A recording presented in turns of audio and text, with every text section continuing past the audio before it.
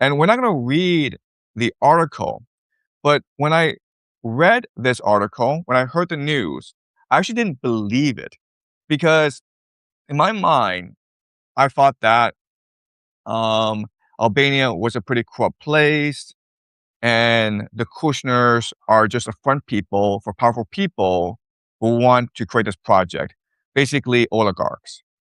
And so I was shocked when I read that there were protesters in Albania, and I didn't really pay much attention to these protests, but it kept on appearing on my timeline, and so I started to open this Guardian article to see what's really going on. And basically, when there are protests, there are two questions that I ask in order to better understand what's going on. First of all, who's organizing these protests? And second of all, who's funding these protests? So here in this Guardian article, if you read it, it tells you that there are these environmental NGOs, a leading conservation group called the Protection and Preservation of the Natural Environment in Albania. So it's an NGO.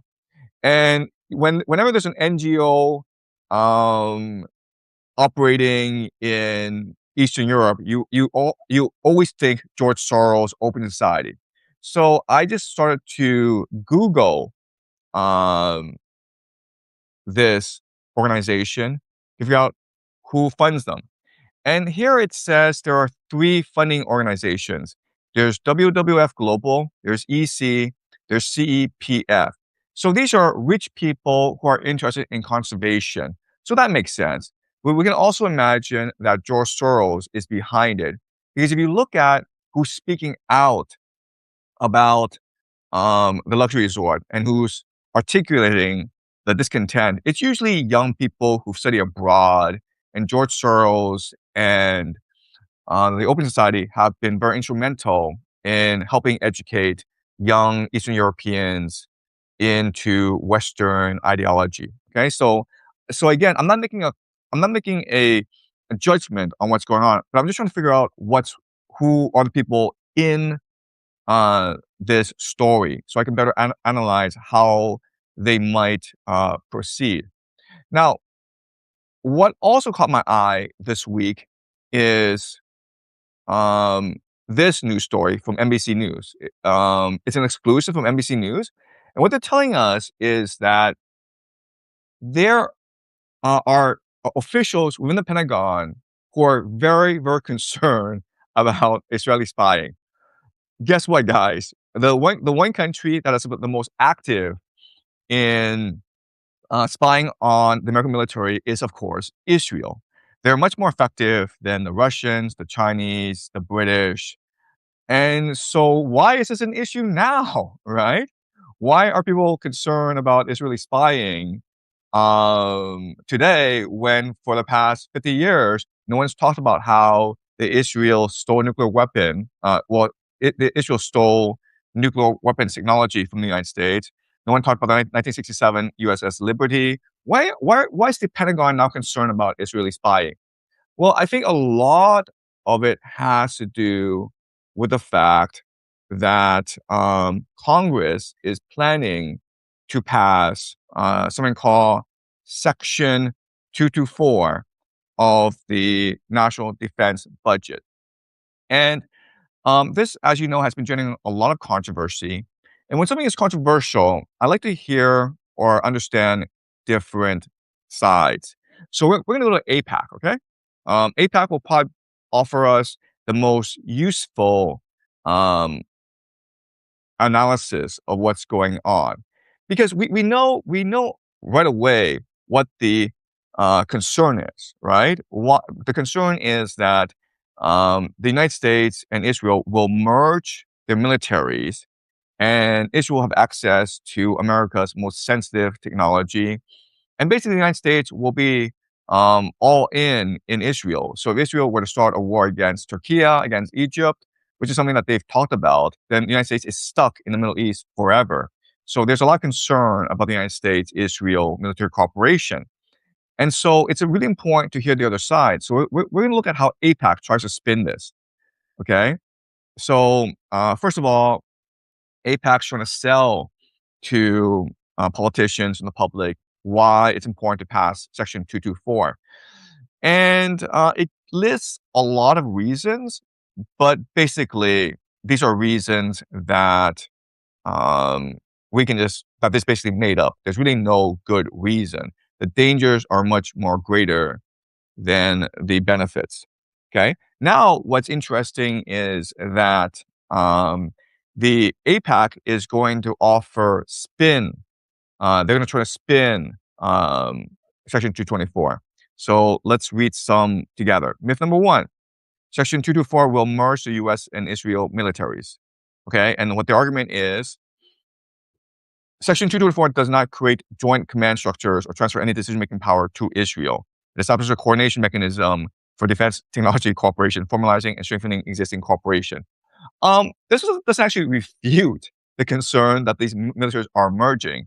What this is saying is that Israel will not take control over the U.S. military, but no one's saying that Israel will control the U.S. military. Everyone's just saying that these militaries will merge, and this will present a lot of strategic problems for the U.S., especially in the Middle East. Basically, if Israel were to start a war, the United States would have no choice but to support Israel, even without congressional approval. Okay, let's go to myth number two. Section 224 doesn't benefit America. The fact, Section 224 will improve defense cooperation with Israel. Okay, yeah.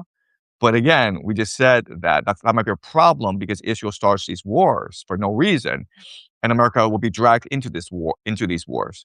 Hence, U.S.-Israel cooperation will help ensure American troops have access to the best technologies to remain safe and effective on the battlefield. Huh. Well, if American troops were not in battle to begin with, they'd be safer, right? So America has no reason to start wars. Israel does have reason to start wars.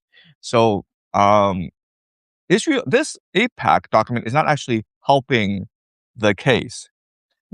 Myth number three: Section 224 is a backdoor way to provide military aid to Israel. There's nothing mythical about this. This is just factual. Section 2 does not authorize a single dollar of new aid or facilitate the transfer of any additional arms to Israel.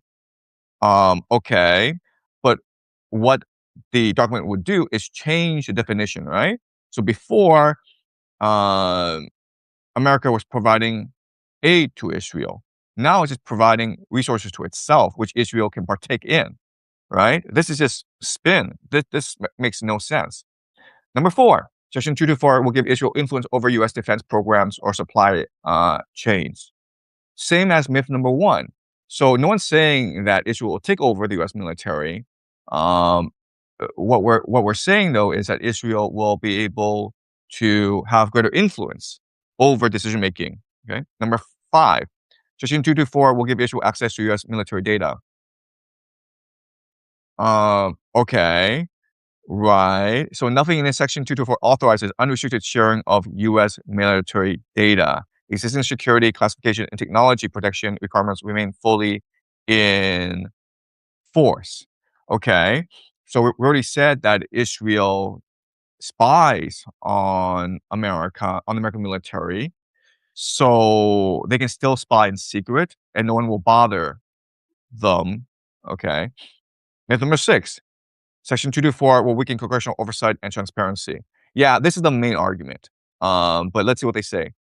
Section 224 increases transparency and accountability by creating new reporting requirements, congressional briefings, annual assessments on cooperative programs, and public updates. Provision will have no effect on existing congressional oversight and authority over arms sales or appropriations. Again, before I thought that APAC was really impressive, and having read this document, I have to say that this is all complete nonsense, right? Because what people are concerned about is that Congress will have no oversight over the cooperation between Israel and the United States. And what they're saying is, well, you can still monitor what the military is doing, but if it's not clear the cooperation between the United States and Israel, then how can Congress properly analyze or understand this level of cooperation, right? So it seems like Section 224, it's meant to obfuscate or hide the full extent of cooperation between the US and American militaries. Okay, so that's why it's important to read the other side, because when you read the other side and you realize the problems with the other side, then that bolsters your understanding of the situation. Another news item that caught my attention is how, this is from the Associated Press, by the way, how Donald Trump and Bernie Sanders and Sam Altman are talking about public ownership and AI. So we're not going to read this article, but the point is that Bernie Sanders is very much concerned about the public risk of AI. He's concerned that these companies, OpenAI, Anthropic, they might develop sentient AI, AGI, that could destroy the world. And so the government need to be more involved. He's also concerned about the environmental and economic costs of AI. Is it going to destroy jobs? Is it going to consume too much electricity and fresh water? Now, whenever you see Bernie Sanders and Sam Altman on the same headline, you should be concerned. Because what Sam Altman really wants is for a public bailout, right? So I've talked about this in my lectures where it is impossible for these AI companies to make any money. They are not profitable by themselves. So what they want is going to subsidize their enterprise, and they'll have complete control over information and surveillance, right? But it's a public that pays for everything. So what Sam Altman basically wants to do is for the government to buy out the data centers from him and subsidize the cost for running AI. Then OpenAI will be profitable. And so this is all a giant scam, guys. Bernie Sanders is part of the scam. If Donald Trump, Bernie Sanders, and Sam Altman are working together, you know it's really, really bad. And so this is something that we should watch out for, okay?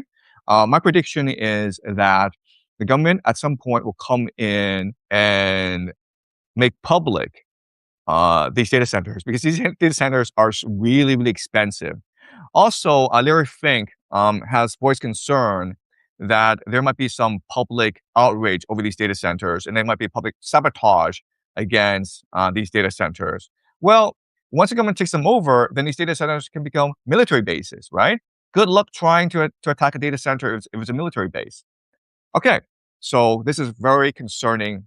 Now, one last news item I want to look at is Candace Owens in Russia. Okay, Candace Owens in Russia. Because the first question for everyone is like, why would Candace Owens go to Russia? Okay, so we're gonna have a quick look over her Twitter account. She has almost 8 million followers, by the way. So what's pinned is Candace Owens goes to Russia, and she's it's her first time in Russia, obviously, and she's surprised by how beautiful it is. I'm sure Moscow is a beautiful city.